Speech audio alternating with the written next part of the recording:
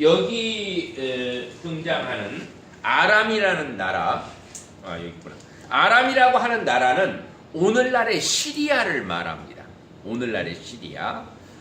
소위 이제 나중에 다메섹강이라는 말이 나오는데 이제 오늘날의 다마스커스를 이야기하는 거죠. 아까 말씀드린 것처럼 시리아 난민이 한 6, 70만 명이 2016년에 독일로 들어왔습니다.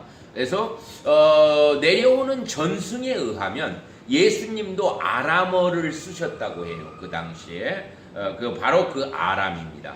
근데 그 아람이라는 나라는 그 당시에 이스라엘보다 힘으로 봐서 워낙 월등한 쪽에 있었습니다. 오늘 배경이 그렇습니다.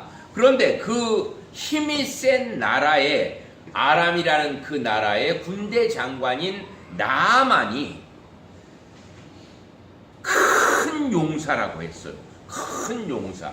근데 그 큰 용사가 된 이유는 여호와께서 전에 저로 아람을 구원하게 하셨습니다. 자, 여기서 여러분 중요한 게 한 가지가 있습니다. 나아만이라고 하는 사람이 여호와 하나님을 믿는 사람이 아니었다는 것입니다.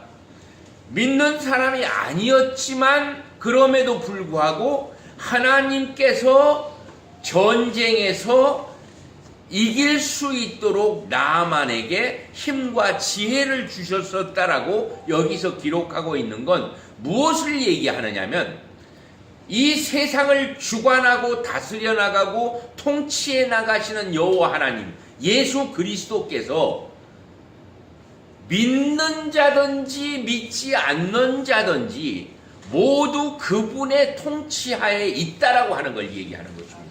나아만은 믿는 사람이 아니었어요.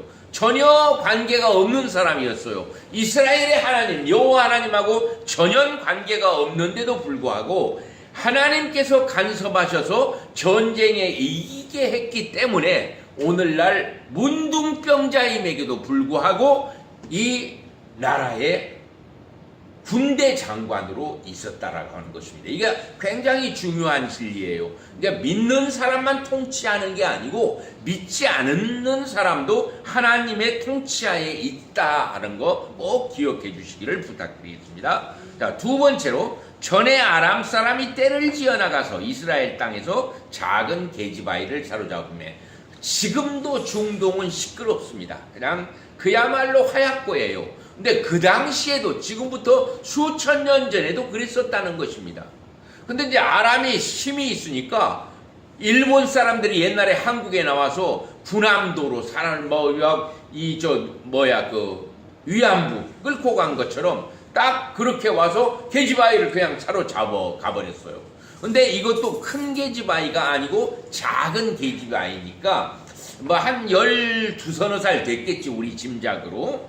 근데 이름은 적혀 있지 않지만, 오늘 한번 이름을 하나 붙여봅시다. 독일에는 하이디라는 이름이 많아요. 하이디라고 한번 붙여봅시다. 하이디라고 하는 작은 아이를 하나 사로잡아가지고, 애가 똑똑하고 영리하게 생겼으니까 잡아왔겠지. 잡아와서는 그 군대 장관 사모님의 몸종으로 이제 선물을 했어. 이제 잡아온 사람들이. 그래가지고 나만 장군 사모님의 몸종이 되었습니다. 수종을 들었다고 했어요.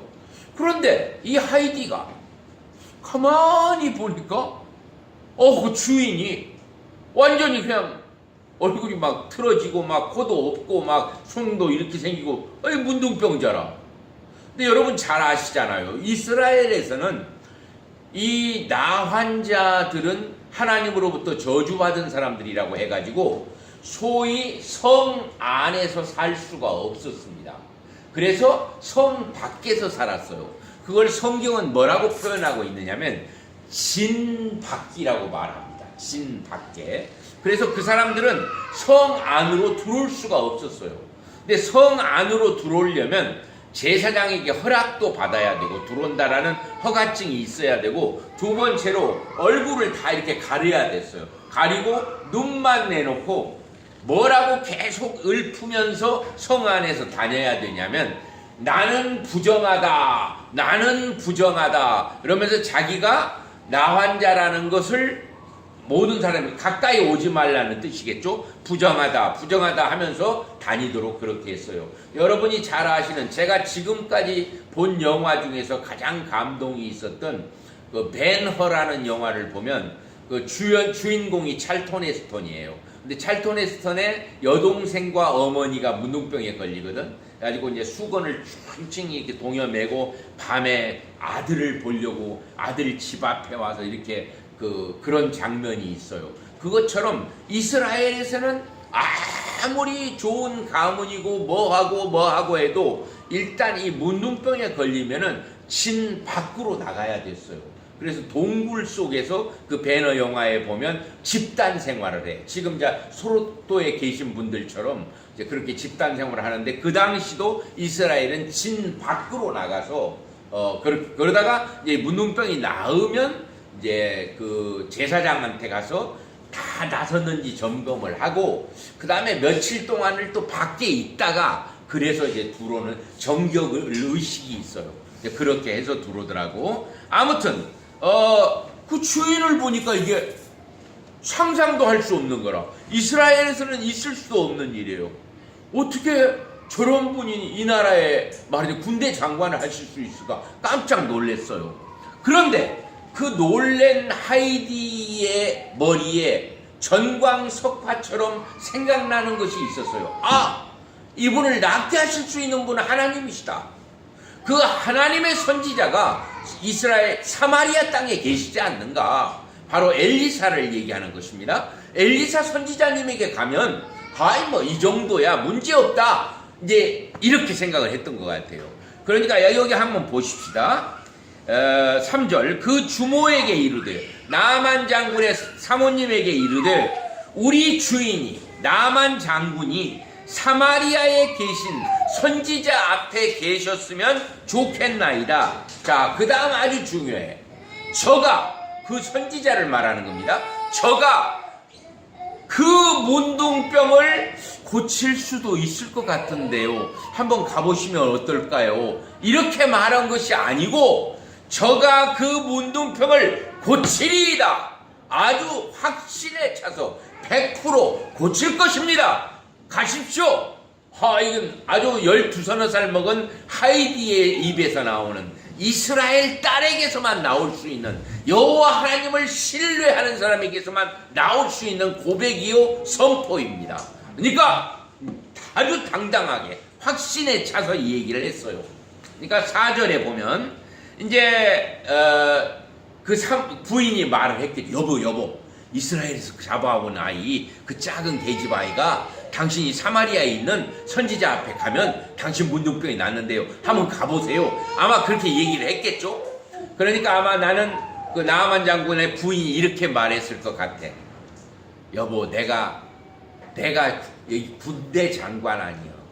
얼마나 좋은 약을 다 먹고 좋은 의사를 다 해봐도 낫지 않았는데 그 작은 계집아이가 뭘 알겠어. 아마 이렇게 얘기를 했을 것 같아. 근데 자꾸 걔는 말을 계속하고 가보세요. 틀림없이 낫습니다. 그리고 기도했겠죠. 하나님의 능력으로 낫게 해주셔서 하나님 살아계심을 이 가정도 알게 해주세요. 아마 그렇게 기도했으리라고 믿어요. 그러니까 나아만의 마음이 움직였어요. 그래서 4절에 그 주인에게, 이제 앞에 그 주인이 누구냐면 아람 왕을 말하는 것입니다. 왕에게 가서 이스라엘 땅에서 잡아온 계집아이가 이렇게 말합니다. 그랬더니 5절에서 아람 왕이 가라, 갈지어다, 이제 내가 이스라엘 왕에게 글을 보내리라. 그래서 이제 나아만이 그냥 그냥 굉장한 선물을 가지고 드디어 이스라엘을 향해서 떠나게 되었습니다. 자, 6절 보면 이스라엘 왕에게 그 글을 전하니 일러스되, 내가 내 신하 나아만을 당신에게 보내오니. 자, 잘 보세요. 이 글이 당신에게 이르거든. 그러니까 친서를 써준 거야, 아람 왕이.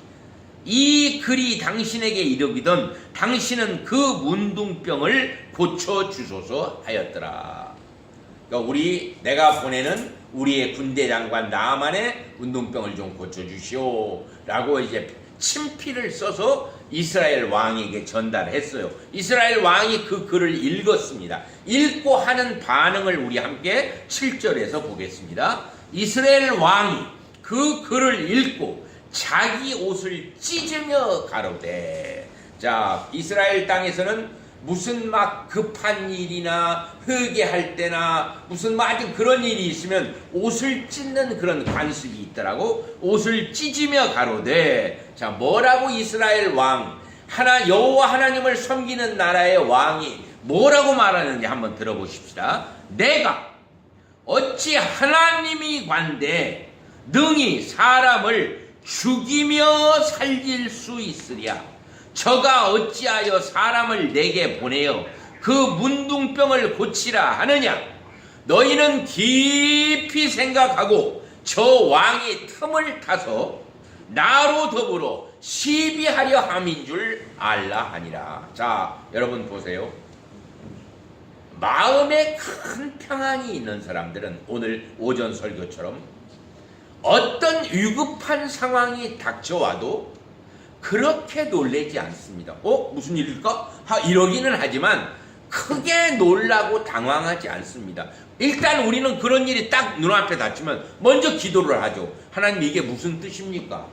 어떤 뜻이 있으십니까? 이렇게 기도를 하는데 이스라엘 왕, 하나님이 선택한 백성 이스라엘 왕이 문둥병을 고쳐주소서라고 아람 왕이 편지를 보냈는데 그 편지를 읽고 자기는 뭐라고 말했냐면, 내가 어떻게 하나님의 간데 사람을 죽이며 살릴 수 있으랴. 언제 죽은 사람 살려달라고 그랬어요?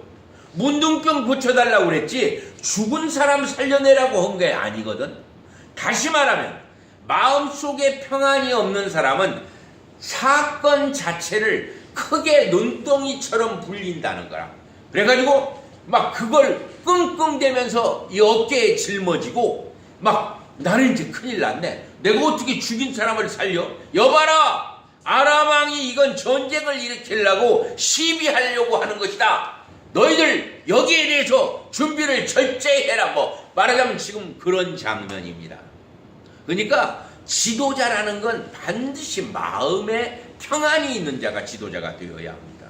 교회의 지도자는 특별히 마음의 평안을 절대 유지해야 됩니다. 그래야 컨트롤 타워가 정상적으로 운행이 되면서 정상적인 하나님의 말씀을 전할 수가 있어요. 김혜영 목사님은 잘하고 계시는 것 같아요. 오직 예수로 이번에도 제가 참 은혜를 많이 받았는데, 여러분 이 마음의 평안이라고 하는 것이 이렇게 중요한 것입니다. 오늘 이스라엘 왕이 너무 과장되게 생각하는 거예요. 우리 장군의 문둥병을 고쳐주소서가 이스라엘 왕의 그 편지를 받고 죽은 사람을 살려주시오로 생각을 해버린 거예요. 이게 바로 오늘날 평안을 갖지 못한 자들이 하는 행동입니다. 이게 여러분 세상 별거 아니에요.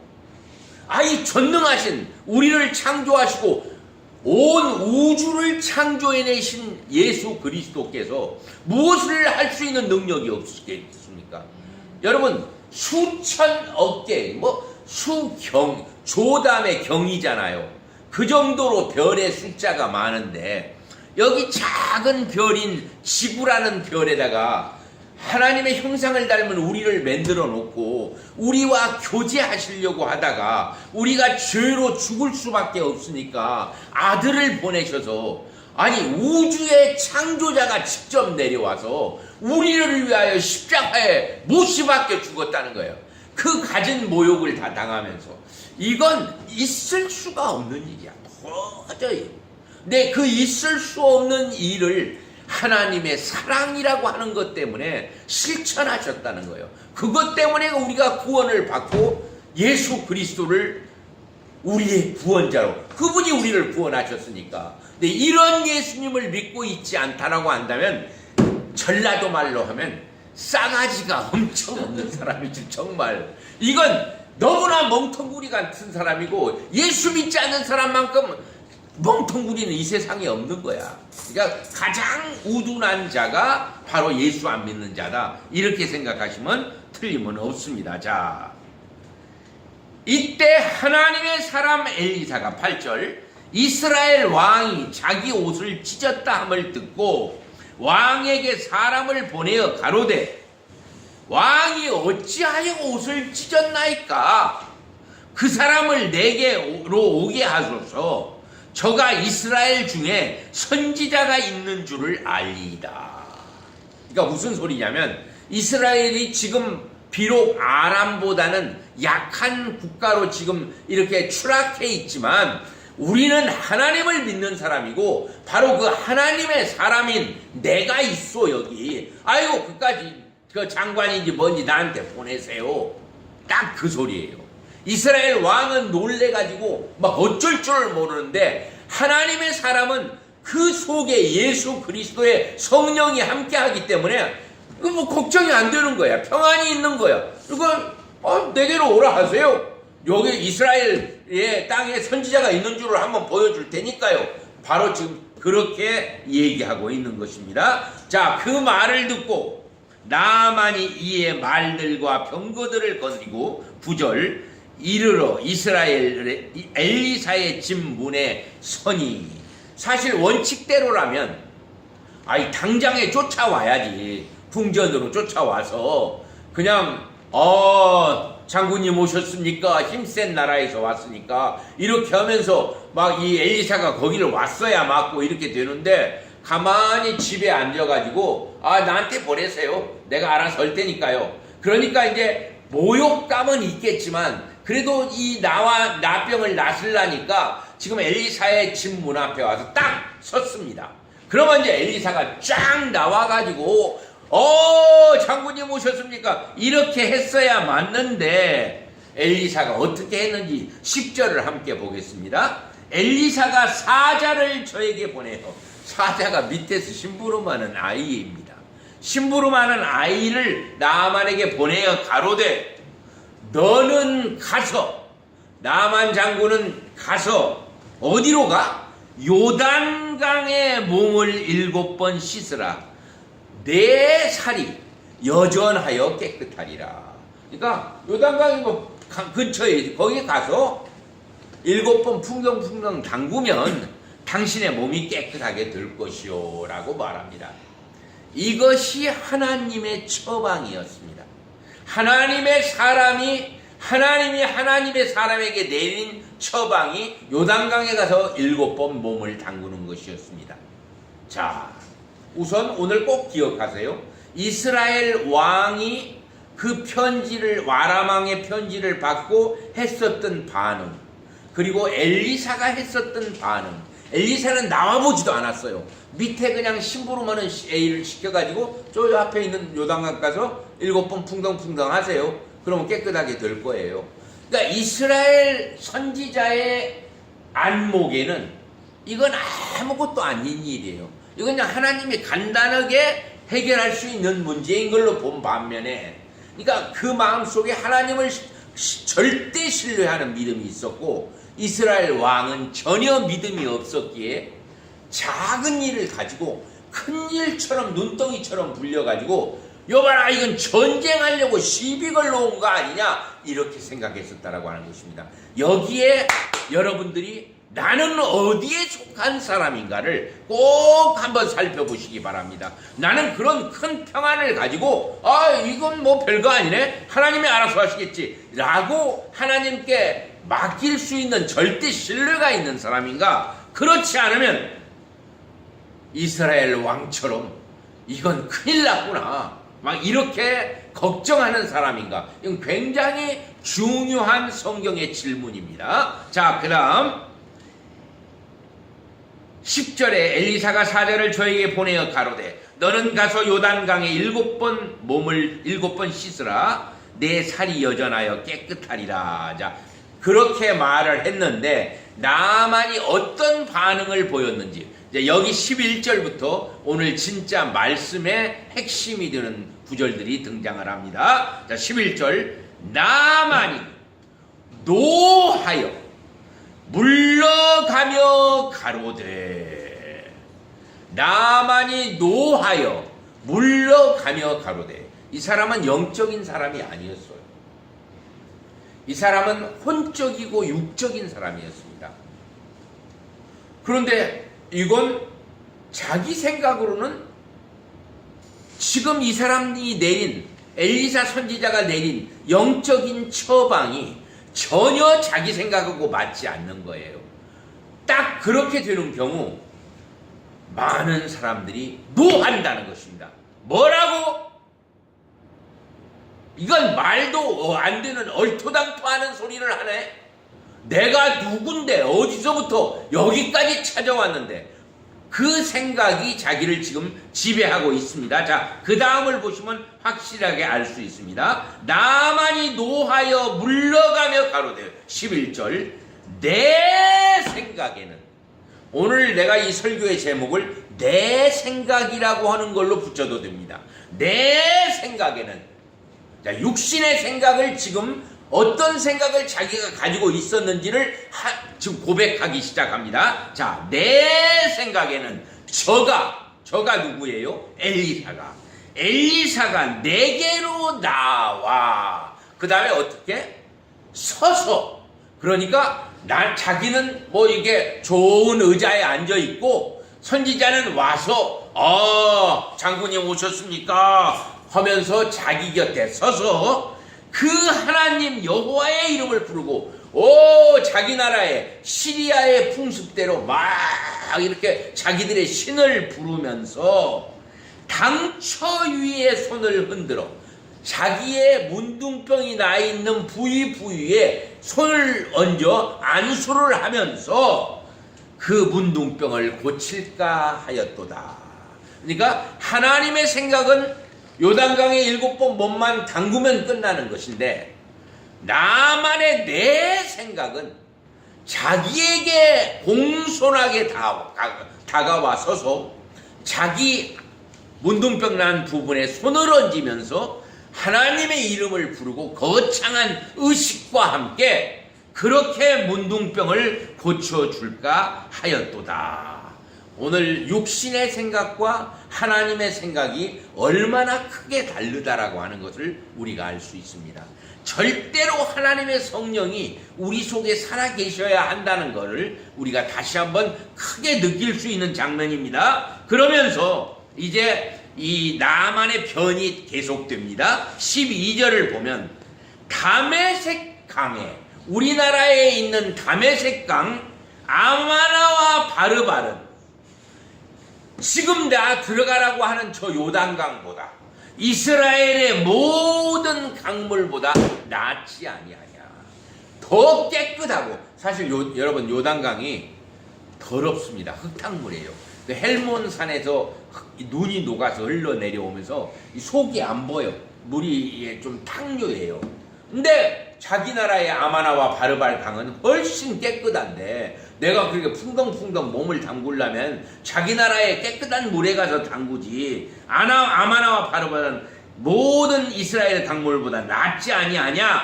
내가 거기서 몸을 씻으면 깨끗하게 되지 아니하랴 하고, 자, 그 다음 몸을 돌이켜 분한 모양으로 떠나니, 딱 그겁니다. 하나님을 거부하는 영을 가진, 사탄의 영을 가진, 세상의 영을 가진 사람들은 하나님을 거부하면서 항상 몸을 돌이켜버려요. 그리고는 거기를, 하나님이 계신 곳을 떠날 생각만 하고 있다는 것입니다. 이 교회, 저도 목회를 4년 했었는데 해보면 그런 사람들이 있습니다. 여러분, 오늘 그 여자아이의 말을 듣고, 물론 그 하이디라는 여자아이가 따라왔겠죠. 자기가 사마리아 선지자를 소개했기 때문에 아마 이 자리에 이제 노총들을 거느리고 거창하게 왔을 거예요. 그 속에 섞여 있을 거예요. 근데 왔는데 지금 조마조마한 거예요. 도대체 왜 저러시지? 문둥병 나서야 되는데, 선지자 말씀대로만 하면 낫겠는데 왜 저러고 계시지? 지금 안타까워서 어쩔 줄을 모르는 거예요. 그런데 자기 주인 나아만이 분한 모양으로 몸을 돌이켜 떠나니라고 기록되어 있어요. 이 사람은 완전히 자신의 문둥병을 나을 수 있는 절호의 찬스를 잃어버리게 된 거예요. 무엇 때문에? 자신의 자존심 때문에. 여러분, 나를 따르려거든 자기를 부인하고 자신의 십자가를 지고 나를 따를 것이니라. 누가 말씀하셨어요? 예수님께서 말씀하셨어요. 제자들에게 말씀하셨어요. 나를 따르려거든 자기를 부인하고 자신의 십자가를 지고 나를 따를 것이니라. 그런데 이 사람은 자기 부인이 없는 거야.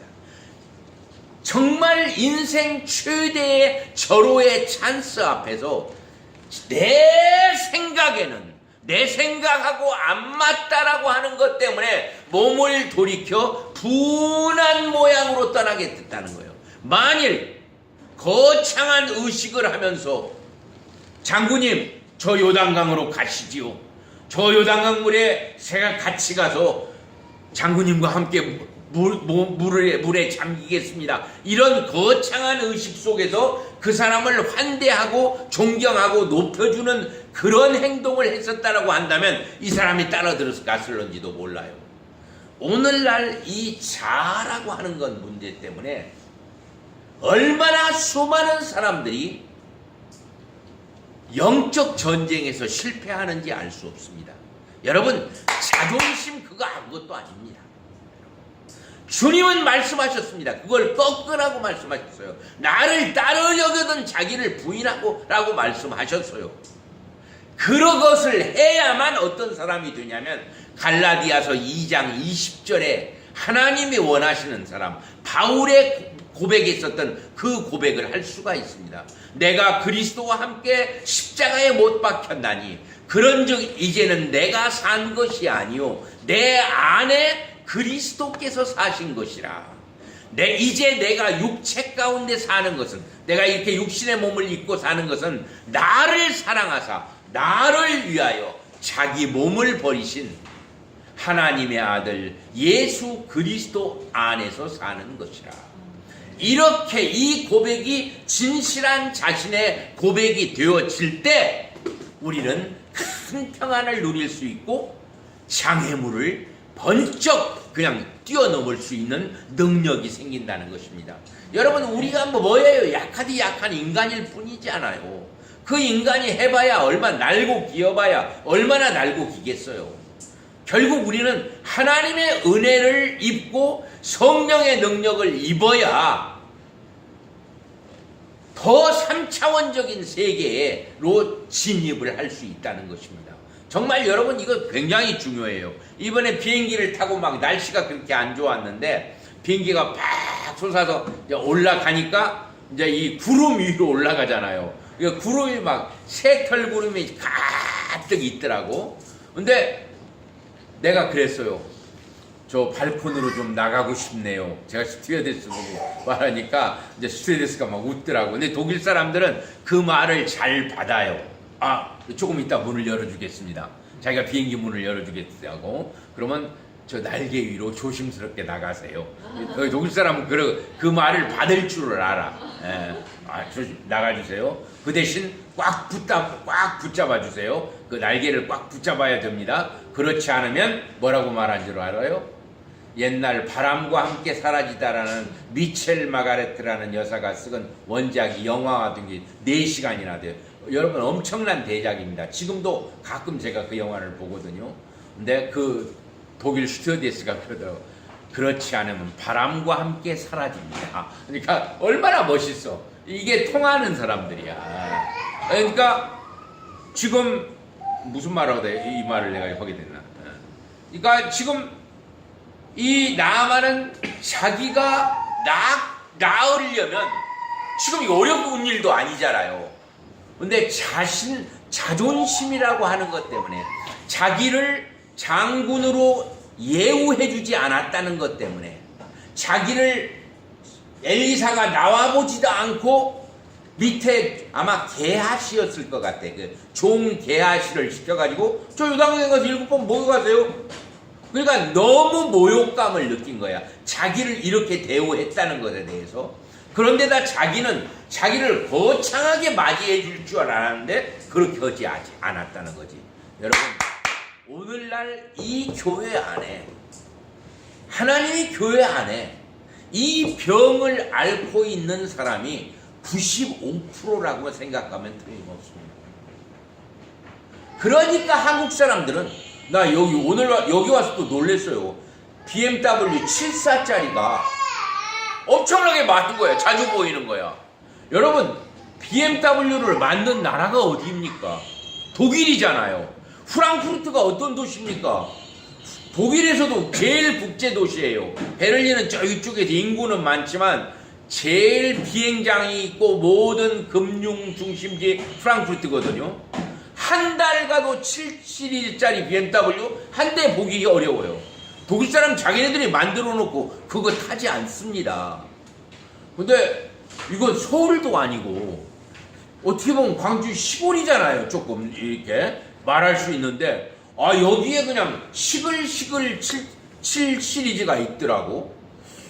그래서 하도 신기해서. 이게 다 자기 과시거든. 자기를 과시하려고 하는 거예요. 그러니까 내 생각으로 꽉 차 있는 거야. 그랬더니 우리 처제도, 형부, 우리 교회도 이거 타고 다니는 사람들 있어. 그러니까 교회도 과시하는 사람들로 꽉 찼다는 거예요. 결국 뭘 얘기하냐면, 자, 여기서 아주 중요한 원리를 얘기합니다. 여러분, 우리는 영혼육을 가지고 있다고 했습니다. 우리 육신은 멀쩡합니다. 찬빈아, 나를 보라. 우리의 육신은 멀쩡해. 그런데 우리는 문둥병 환자가 아니야. 자, 여기서 한 가지 중요한 겁니다. 아주 중요한 얘기합니다. 그런데 우리의 영은 문둥병에 걸려 있을 수 있다는 거예요. 우리의 영이 문둥병에 걸려 있을 수 있다는 거예요. 바로 이 나아만은 육도 문둥병 환자였지만 영도 문둥병 환자였다는 거예요. 바로 이 자기라고 하는 생각에 완전히 사로잡혀서 우리 영혼에서도 바로 고름이 줄줄줄줄 흐르는, 피고름이 흐르는 영혼의 문둥병 환자가 너무나 많다는 것입니다. 그래서 냄새를 풍풍 풍겨요. 근데 그 냄새를 풍기는 사람이 가까이 오면 그 영의 문둥병 환자 옆에는 사람들이 잘 있으려고 하지 않아요. 자꾸 피해요. 여러분, 그걸 꼭 깨달아야 합니다. 영에도 문둥병 환자가 있을 수 있다는 겁니다. 이거 아주 중요한 질문. 오늘 제가 얘기하고 싶은 거 이거예요. 근데 이건 나타나 보이지는 않죠. 우리가 눈으로 볼 수 없어요. 여러분, 태풍을 눈으로 볼 수는 없지만 있어서 비행기가 연착한 것처럼 우리 영의 문둥병이 걸릴 수 있다는 겁니다. 영은 분명히 있는 거거든요. 이 영의 문둥병에 걸려있는 사람은, 그러면서 교회에 나오는 사람을 우리는 종교인이라고 합니다. 종교인이자 영적 환자입니다. 평생을 그러고 그냥 교회만 들랑달랑 하는 거예요. 그런 사람에게는 예수 그리스도의 구원의 확신이 있을 수 없습니다. 저기는 있는 줄 알고 착각하고 있지만 있을 수 없다라고 하는 것입니다. 여러분, 이거 아주 중요한 것입니다. 그래서 이제 떠나게 생겼습니다. 분한 모양으로 떠나니 영적 문둥병 환자, 육적 문둥병 환자인 나만이 분한 모양으로 이제 떠나려고 하는 바로 그 순간에 갑자기 어디서 큰 소리가 와 하고 나오기 시작했어요. 그 종들이 나와서 말하여 가로되, 그 종이 아니라 따라온 종들이, 이건 무슨 일이냐, 요 앞 들어가기만 하면 낫는 판인데 이게 웬일이냐, 너희 그 종들이 나와서 말하여 가로되, 그냥 나왔어. 나만 장군 앞에 막 다급한 듯이 나왔어. 자, 그 다음 뭐라고 말하는지, 내 아버지여, 내 아버지여, 나만을 부르는 거예요. 선지자가 당신을 명하여 큰 일을 행하라 하였다면 행치 아니하였으리까. 죽는 거 빼놓고는 다 해야지. 평생 문둥병 환자로 지금 그냥 피고름 줄줄 흘리고 살아야 되는 그를 지금 나을 수 있는 찬스가 바로 눈앞에 있는데 자기의 자존심 때문에 그걸 못 가고 자기 생각에는 엄청 자기를 높이고 환대하면서 막 이 엘리사가 와서 막 이 안수해주면서 자기를 굉장히 우러러보면서 자기 옆에 서서 자기는 안고 이렇게 해줄 줄 알았는데 이건 나와 콧배기도 보이지 않고 그냥 꼬마동이 시켜가지고 저 가서 뭐 7번 먹어 가세요 이렇게 하니까 완전히 화가 나서 이제는 가자.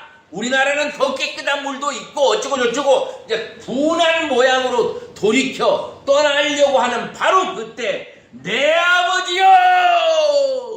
모든 따라온 종들이 힘을 다 합쳐서 큰 소리로 내 아버지여! 그래서 내가 오늘 이 설교의 제목을 요단강가의 외침이라고 붙였습니다. 요단강가의 외침입니다. 우리 모두에게 이 요단강가의 외침이 있어야 됩니다.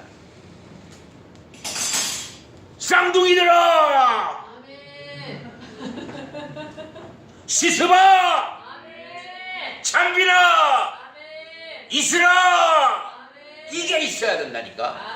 그래서 요번에 그 내가 형사 하나가 왔다고 했잖아요. 딱 그 사람한테 그렇게 한 거지.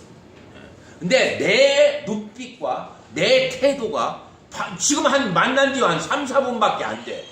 근데 너무 절박하고 너무 절실하고 어떤 거부할 수 없는 어떤 그런 게 있었던가 봐. 그러니까 이 사람이 그대로 고백하고 이거 순간에 이루어진 거예요. 10분 안에 다 이루어진 거예요. 그게. 여러분 내 아버지요! 이게 있어야 합니다. 이건 그 종들이 하는 소리가 아니라 그 종들의 마음 속에 그 영들 속에 있는 하나님의 성령께서 내 아버지여! 이렇게 소리를 지을 수 있는 힘과 능력을 주셨다는 것입니다. 거기에 나만이 거부할 수가 없었어. 한번 생각해봐요. 붙잡혀온 종들이 거기 와서 노예살이 하는데 언제 죽을지 모르는데 주인의 말 한마디에 그냥 목을 쳐버려라 할 수도 있는데 죽음을 무릅썼다고 볼 수 있겠지. 내 아버지여! 딱 하니까 나만이 거기에 완전히 어떤 절대 음성에 순종하지 않을 수가 없었어요. 그러면서 뭐라고 하냐면 내 아버지여 선지자가 당신을 명하여 큰 일을 행하라 하였다면 행치 아니하였으리까 하물며 당신에게 이르기를 씻어 깨끗하게 하라 함이리까 하니까 어떻게 했어요? 나아만이 14절에 보면 나아만이 그 말을 듣고 이에 내려가서 그러니까 다른 성경에 다른 말씀이 없어요. 너희들 뭐라고? 뭐 이런 말씀이 없어요. 그게 절대 명령으로 성령의 권위에 의해서 나아만이 어떻게 했어요? 요단강으로 갔어요. 가서 풍덩풍덩 몸을 7번 잠그니 그 살이 어떻게 됐어요? 여전하여 어린아이의 살 같아서 깨끗하게 되었더라. 오늘 이 메시지를 통해서 제가 드리고 싶은 말씀은 아까 이스라엘 왕의 그 표정이었습니다. 반응. 그리고 엘리사의 표정이 있습니다. 반응이었습니다. 또 한 사람이 있습니다. 엘리사가 얘네들은 전가를 그 심부름하는 아이로부터 듣고 보이는 나아만의 반응입니다. 근데 이 상황 전체를 보고 여호와 하나님을 섬기는 나라의 백성인 노예로 끌려온 자들이 함께 입을 모아 이구동성으로 하는 반응입니다. 약속이나 한 듯이 내 아버지여!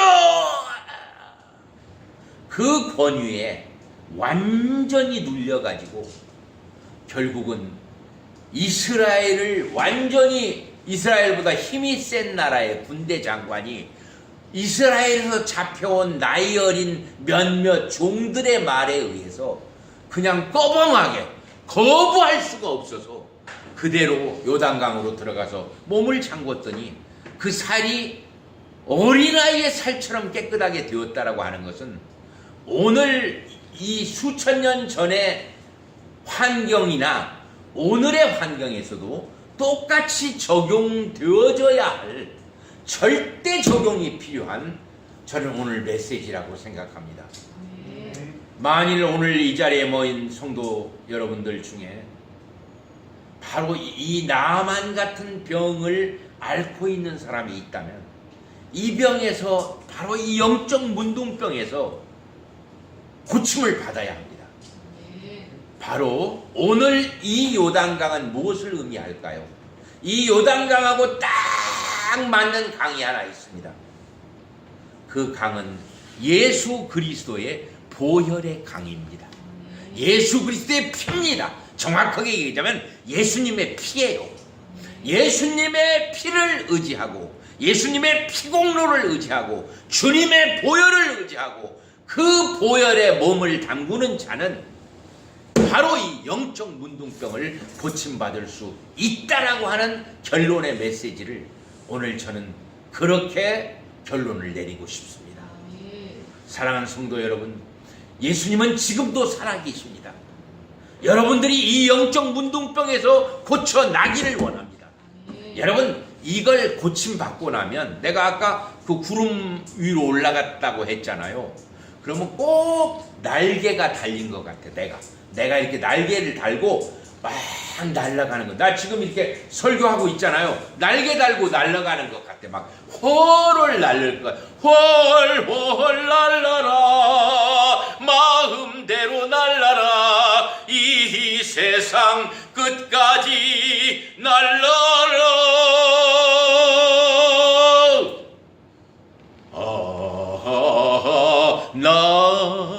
나에게 날개가 있다면 저 넓은 하늘을 날아가고 싶어요. 나를 수 있습니다. 우리의 생각이 나를 수 있고 우리의 비전이 나를 수 있고 우리 소망이 나를 수 있고 우리 꿈이 나를 수가 있고 우리의 믿음이 우리를 날 수 있게 해준다는 것입니다. 여러분, 그런 사람은 이 세상에서 승리하지 않는 것이 기적입니다. 승리하는 것이 정상이고 승리하지 못하는 것이 기적이라는 것입니다. 여러분, 승리한 남자의 모습을 지금 여러분이 보고 계십니다. 나는 75이지만 내가 승리했다라고 믿고 있고 내 인생 후반전은 더 크게 승리할 것이라고 저는 믿고 있어요.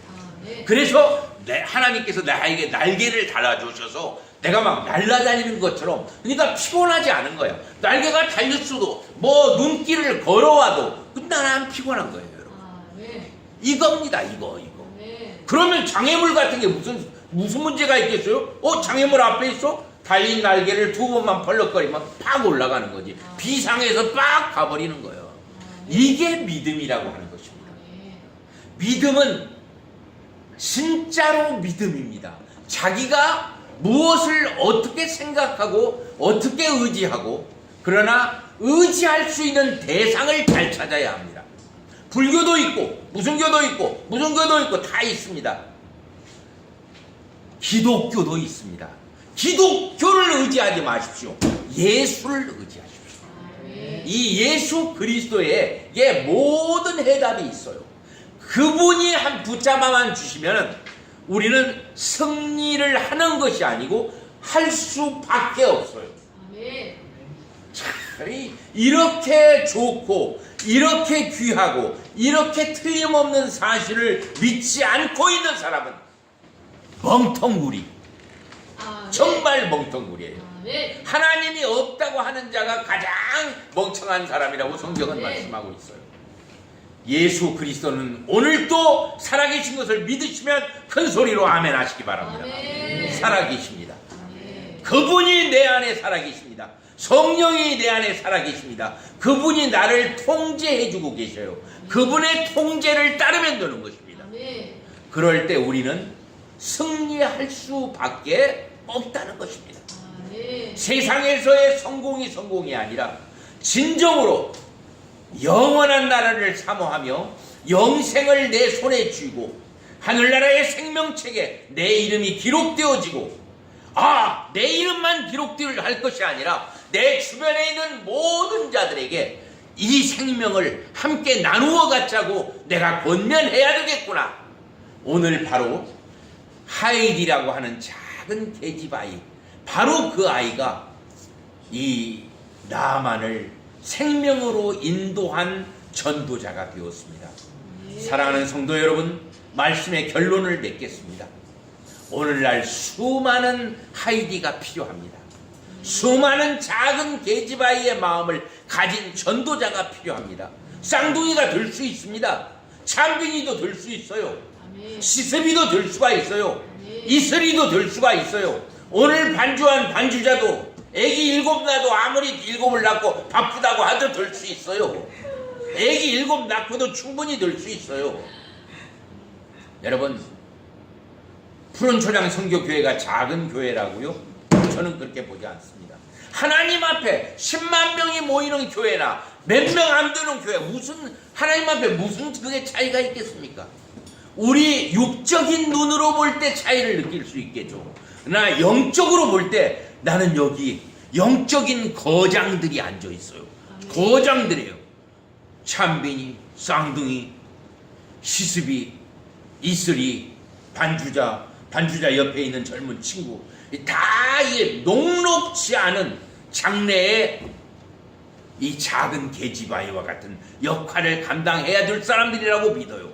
그런데다가 얼마나 뽑히고 뽑힌 사람들이면 레위기 강의를 그렇게 하는 사람, 그렇게 하는 목사님 밑에 성도가 될 수 있느냐 말이에요. 난 그걸 엄청난 어떤 행복으로 느끼지 못하는데